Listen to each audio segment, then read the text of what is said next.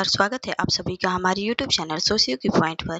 तो आज के इस वीडियो में हम लेकर आए हैं बहुत महत्वपूर्ण टॉपिक, जो कि है सामाजिक प्रतिमान या सामाजिक मानदंड, जिसे कहते हैं सोशल नॉर्म्स। तो इससे एग्जाम में बहुत सारे क्वेश्चन पूछे जाते हैं, तो वीडियो के लास्ट तक ध्यान से देखिएगा ताकि सारी बातें समझ में आए और एग्जाम में जब इससे रिलेटेड कोई भी क्वेश्चन आए तो आपसे वो छूट ना पाए। तो चलिए शुरू करते हैं। सबसे पहले हम लोग जानते हैं कि सामाजिक प्रतिमान शब्द जो है वो कहाँ से लिया गया है। सामाजिक प्रतिमान शब्द जो है वो समाजशास्त्र में दर्शन शास्त्र से लिया गया है। समाजशास्त्र में कहाँ से लिया गया है? दर्शन शास्त्र से लिया गया है। तो आखिर सामाजिक प्रतिमान है क्या? तो सरल अर्थों में कहा जाए तो सामान्यतः समाज के नियम को ही सामाजिक प्रतिमान या सामाजिक मानदंड कहते हैं, जिनके अनुसार समाज के सदस्य जो होते हैं आचरण करते हैं या व्यवहार करते हैं, उसे ही क्या कहते हैं? सामाजिक मानदंड कहते हैं। तो प्रतिमान जो है, सामाजिक प्रतिमान जो है, ये व्यक्ति के अपेक्षित व्यवहार ही हैं। यानी कि समाज उससे अपेक्षा करता है कि ये आप कीजिए, अपेक्षित व्यवहार ही है। तो मानदंडों के आधार पर ही हम किसी मानवीय व्यवहार को उचित और अनुचित भी ठहरा सकते हैं कि कौन सा उचित व्यवहार है और कौन सा अनुचित व्यवहार है। इसके बारे में हम लोग और विस्तार से आगे भी जानेंगे। तो आखिर ये जो मूल्य, मानदंड, जो भी प्रतिमान है, ये आखिर क्यों बनाए जाते हैं? ये इसकी ज़रूरत क्यों होती है? तो इसके लिए क्या होता है कि मानव जो है अपनी आवश्यकताओं की पूर्ति के लिए, मानव अपनी आवश्यकताओं की पूर्ति के लिए समाज द्वारा जो भी स्वीकृत तरीके, जो भी नियम बनाए गए हैं, उसको अपनाता है, जिसे है हम क्या कहते हैं? प्रतिमान कहते हैं। अगर ये प्रतिमान ना हो तो ऐसा क्या होगा कि सामाजिक मानदंड अगर समाज में ना हो तो जो भी अनैतिक व्यवहार हो, जो भी विपथगामी व्यवहार है, उसको नियंत्रित कैसे करेंगे? उसको नियंत्रित करने के लिए सामाजिक मानदंड बनाए जाते हैं, या कह सकते हैं कि सामाजिक व्यवस्था को सुचारू रूप से चलाने के लिए भी मानदंड बनाए जाते हैं। यदि कहा जाए कि किसी समाज में मानदंड की सारी मर्यादाएं नष्ट हो जाती हैं या घोर अव्यवस्था फैल जाएगी, तो अब क्या होता है कि समाज अपनी व्यवस्था को सुदृढ़ बनाए रखने के लिए नई नई परिस्थितियों को और समस्याओं को हल करने खोजने के लिए समय समय पर नए नए मानदंडों का निर्माण करता रहता है। इसीलिए तो मेरिल ने कहा है कि मानव जो है मानदंडों का निर्माण करने वाला प्राणी है। मानव मानदंडों का निर्माण करने वाला प्राणी है। जब भी जैसी परिस्थितियां आती हैं, समस्याएं आती हैं, उसके अनुसार क्या करता है? नए नए मानदंडों का निर्माण भी करता रहता है। इसीलिए तो आर के मुखर्जी भी कहते हैं कि मनुष्य जो है मूल्यों का स्रोत ही नहीं है, बल्कि क्या है? उसका निर्माणक भी है। यानी कि हम सिर्फ नियमों का पालन करने के लिए ही नहीं है, नियमों को बनाते भी हैं। अगर कोई समस्या आती है तो उसके लिए नए नए तरीके भी बनाए जाते हैं समाज में। और जब तक ये मानदंड, सामाजिक मानदंड जो है वो अनुकूल व्यवहार, उसके अनुसार अनुकूल व्यवहार होता रहता है, तब तक तो समाज में व्यवस्था बनी रहती है। लेकिन जब समाज में सामाजिक मानदंडों का उल्लंघन होने लगता है, तब क्या होता है कि समाज में अप्रतिमानता की स्थिति आ जाती है, जिससे किस चीज का निर्माण होता है? अस्वस्थ समाज का निर्माण होता है। इसीलिए तो कहते हैं, बीर स्टेट कहते हैं कि जहाँ प्रतिमान नहीं है वहाँ समाज नहीं है, जहाँ पे प्रतिमान नहीं है वहाँ पे समाज नहीं है। यानी कि जिस समाज में कोई भी मानदंड, प्रतिमान नहीं है, तो वो व्यवस्थित नहीं रह सकता है। वो समाज जो सामाजिक प्रतिमान है, वो क्या होते हैं? समाज का मेरुदंड होते हैं। तो चलिए आगे हम लोग जानेंगे सामाजिक प्रतिमान की कुछ परिभाषाएं, जो कि कुछ विद्वानों के अनुसार हम लेकर के आए हैं। तो चलिए जानते हैं। सबसे पहले किंग्सले डेविस के अनुसार, किंग्सले डेविस कहते हैं कि सामाजिक प्रतिमान एक प्रकार के नियंत्रण है। क्या है? सामाजिक प्रतिमान एक प्रकार का नियंत्रण है कि मानव समाज में इन्हीं नियंत्रणों के बल पे अपने सदस्यों के व्यवहार पर अंकुश रखता है। किसके अनुसार? तो ये प्रतिमान जो भी समाज में बनाए गए हैं उसके बल से क्या करता है, अपने जो भी समाज के सदस्य हैं उस पे नियंत्रण रखता है, उस पे अंकुश रखता है, जिससे वे समाज के सामाजिक आवश्यकताओं की पूर्ति के साधन के रूप में कार्य करते हैं। भले ही वो उनकी प्राणी शास्त्रीय आवश्यकताओं में इससे बाधा पहुंचती हो, फिर भी क्या करते हैं, इसका निर्माण करते हैं। चलिए आगे जानते हैं वुड्स के अनुसार। ये कहते हैं कि सामाजिक प्रतिमान वे हैं जो मानवीय व्यवहार को क्या करते हैं, नियंत्रित करते हैं। सामाजिक प्रतिमान वे हैं जो मानवीय व्यवहार को नियंत्रित करते हैं, व्यवस्था में सहयोग देते हैं तथा किसी विशेष स्थिति में व्यवहार की भविष्यवाणी भी करते हैं।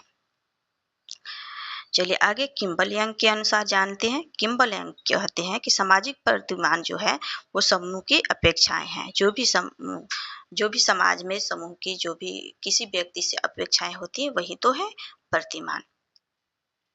बीरस्टेट के अनुसार, बीरस्टेट कहते हैं सामाजिक प्रतिमान एक प्रमाणित कार्य प्रणाली के रूप है जिसके तहत क्या होता है कि कार्य संपन्न करने के तरीका है जो हमारे समाज में स्वीकृत है, जो हमारे समाज में क्या होता है, स्वीकृत होता है। आगे जानते हैं हम लोग हार्लमबोस के अनुसार। ये कहते हैं कि प्रत्येक संस्कृति में ऐसे निर्देश बड़ी संख्या में पाए जाते हैं जो विशिष्ट परिस्थितियों में व्यवहार को निर्देशित करते हैं और ऐसे निर्देश को ही क्या कहा जाता है, तो ये मानदंड कहा जाता है। आगे देखते हैं रॉबर्ट बीरस्टेट सामाजिक मानदंडों को सामाजिक व्यवहार के नापने के पैमाने के रूप में देखते हैं। बीरस्टेट किस में देखते हैं कि सामाजिक मानदंडों को सामाजिक व्यवहार के नापने के पैमाने के रूप में देखते हैं। तो हमने जितना भी परिभाषा बताया या मतलब सामाजिक प्रतिमान का अर्थ बताया उसके अनुसार हम कह सकते हैं कि जो भी मानदंड है वो व्यवहार के संस्थागत या सांस्कृतिक तरीके ही हैं जो समाज में प्रतिमान या मानदंड कहे जाते हैं। ये समाज के क्या होते हैं, मानदंड जो है वो ये समाज के मेरुदंड के समान होते हैं जिनके अभाव में कोई भी समाज अव्यवस्थित रूप से रहता है, मतलब व्यवस्थित खड़ा वो नहीं रह सकता है।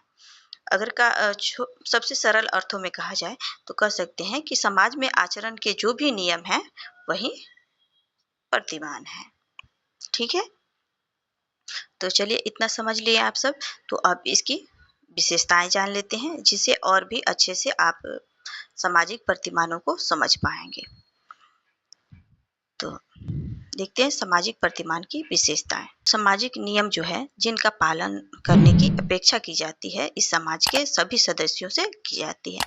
जो भी नियम बनाए गए हैं समाज में जितने भी सदस्य रहते हैं उनसे ये अपेक्षा की जाती है कि उन नियमों का पालन करें। अगला विशेषता हो जाता है कि सामाजिक प्रतिमानों के अनेक छोटे बड़े नियम और उपनियम भी होते हैं। ये मतलब इतने कठोर नहीं होते हैं कि वो मतलब है ऐसा करना ही है तो करना ही है, नहीं, उसके एवज में और भी तरीके होते हैं, मतलब उसके उपनियम भी होते हैं। सामाजिक प्रतिमान जो है ये सभी समाजों में अनिवार्य रूप से पाया जाता है। बीरस्टेट कहते हैं ना, जहाँ पे प्रतिमान नहीं वहाँ पे समाज नहीं, जहाँ पे प्रतिमान नहीं रहेगा वहाँ पे समाज व्यवस्थित नहीं रह सकता है। अलग समाज का अस्तित्व की रक्षा करता है। सामाजिक प्रतिमान क्यों बनाए जाते हैं, ये समाज के अस्तित्व की रक्षा करता है। अगला विशेषता यह हो जाता है कि इसका पालन बाह्य दबाव के कारण ही नहीं बल्कि क्या होता है, स्वाभाविक व्यवहार के अंग बन जाते हैं। ये जो भी हमारे मानदंड है वो किसी बाहरी दबाव के कारण ही नहीं होते हैं, उसका क्या होता है, आंतरिकरण हो जाता है।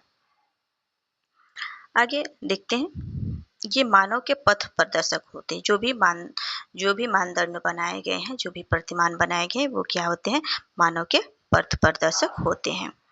ये सापेक्ष होते हैं, यह जो है सापेक्ष होते हैं अर्थात सभी व्यक्तियों पर अथवा सभी परिस्थितियों में समान रूप से लागू नहीं होते हैं।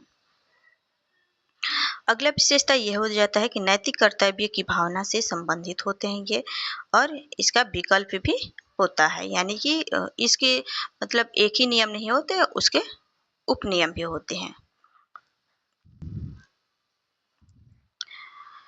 यह सामाजिक प्रतिमान जो है व्यक्ति को प्रभावित करते हैं और उससे प्रभावित भी होते हैं।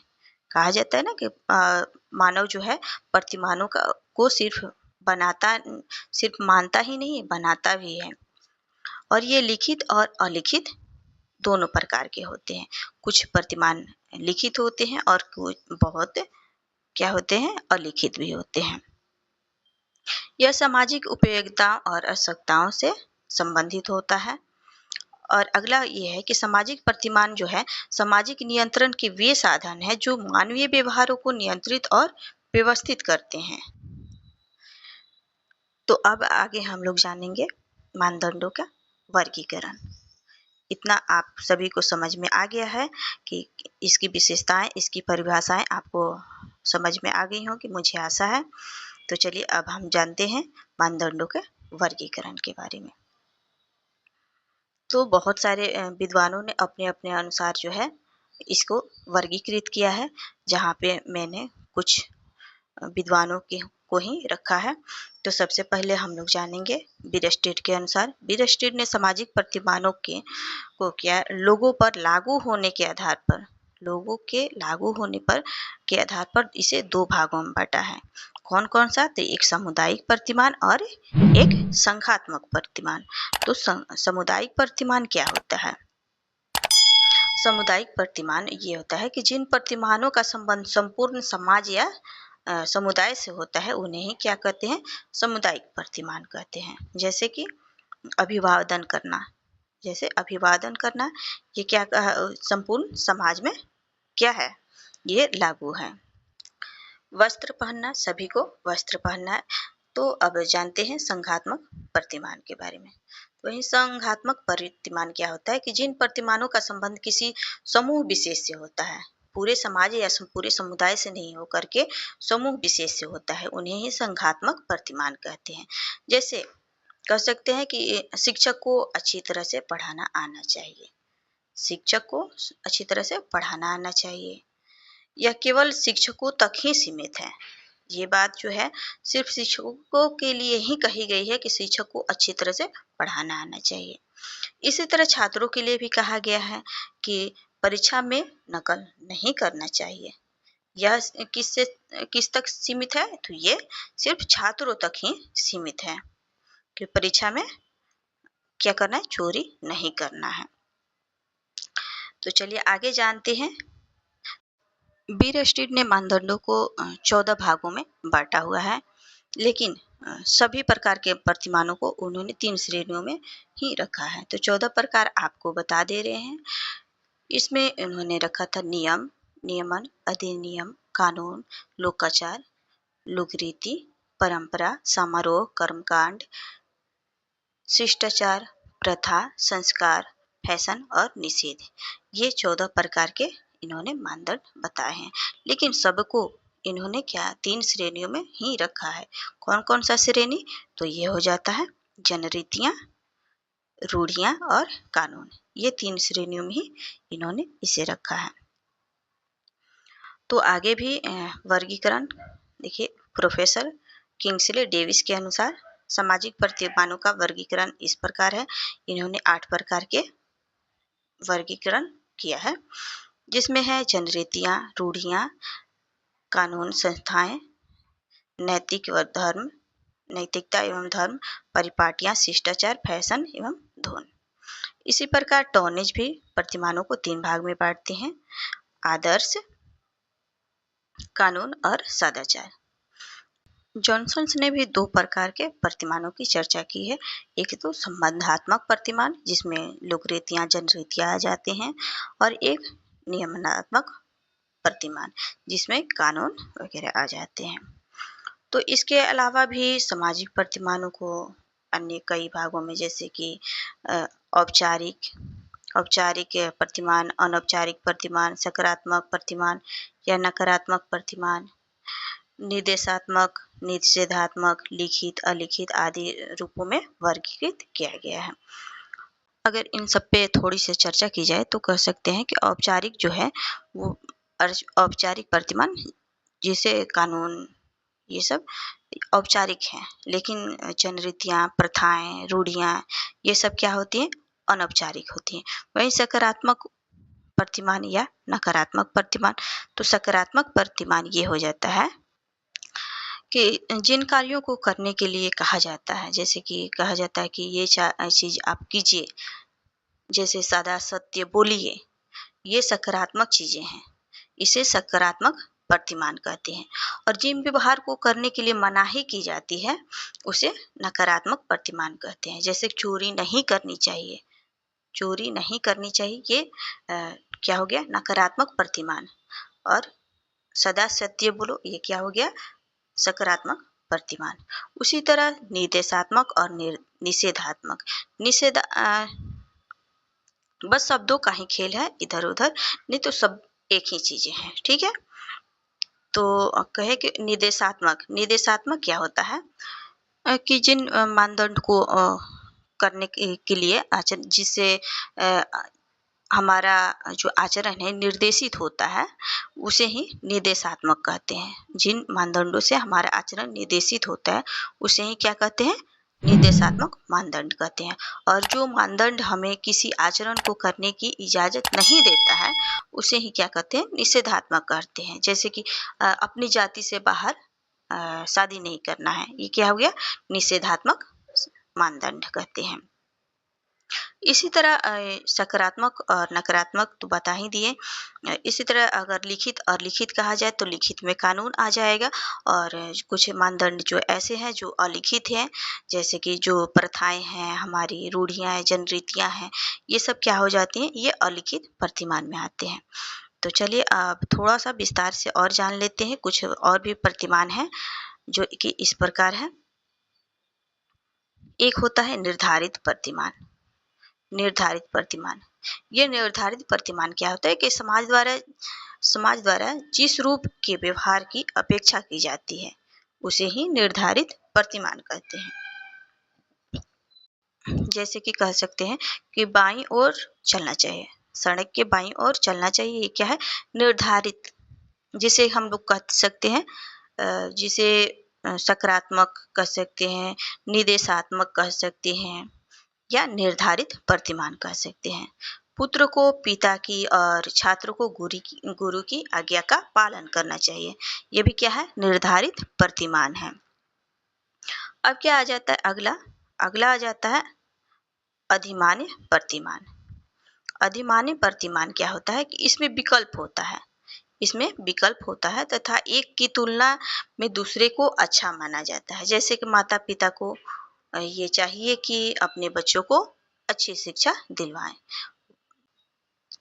चलिए आगे जानते हैं स्वीकृत प्रतिमान। स्वीकृत प्रतिमान क्या होता है कि ऐसे प्रतिमान या व्यवहार है, ये जो है एक ऐसा व्यवहार है जिन्हें सहन कर लिया जाता है या स्वीकार कर लिया जाता है कि ऐसा ठीक है, ऐसा करना चाहिए। जैसे कि अध्यापक अगर क्लास में पढ़ा रहे हैं तो उस समय विद्यार्थी क्या करते हैं, मतलब चुपचाप उठकर चले जाते हैं।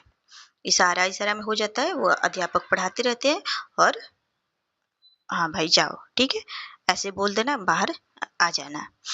या किसी भाषण के समय मंच पर अगर भाषण दे रहे हैं तो उस समय खांसी आ रहा है तो थोड़ा सा हल्का सा खांस करके बस कर लेना, वही क्या कहा जाता है कि स्वीकृत प्रतिमान कहा जाता है। आगे निषेधात्मक प्रतिमान। निषेधात्मक प्रतिमान क्या होता है कि ये ऐसे प्रतिमान होता है जो हमारे पर जो व्यवहार को पर रोक लगाता है। जैसे कि ये चीज़ें आपको बिल्कुल भी नहीं करनी है। जैसे अपनी ही जाति में शादी करना है, अपनी जाति से बाहर शादी नहीं करना है। ऐसे प्रतिमान बनाए गए हैं हमारे समाज में। जैसे कि नंगे बाहर नहीं घूमना है, ऐसे प्रतिमान हमारे समाज में बनाए गए हैं। तो चलिए आज का क्लास इतना ही। तो अगर आपका हमारा वीडियो पसंद आया होगा, आपको थोड़ी सी भी समझ में आई होगी, अगर अच्छा लगे तो लाइक, सब्सक्राइब एंड शेयर ज़रूर कीजिएगा और अपने दोस्तों को भी शेयर कीजिएगा। अगर कोई डाउट्स हो तो कमेंट बॉक्स में कमेंट कीजिएगा। धन्यवाद।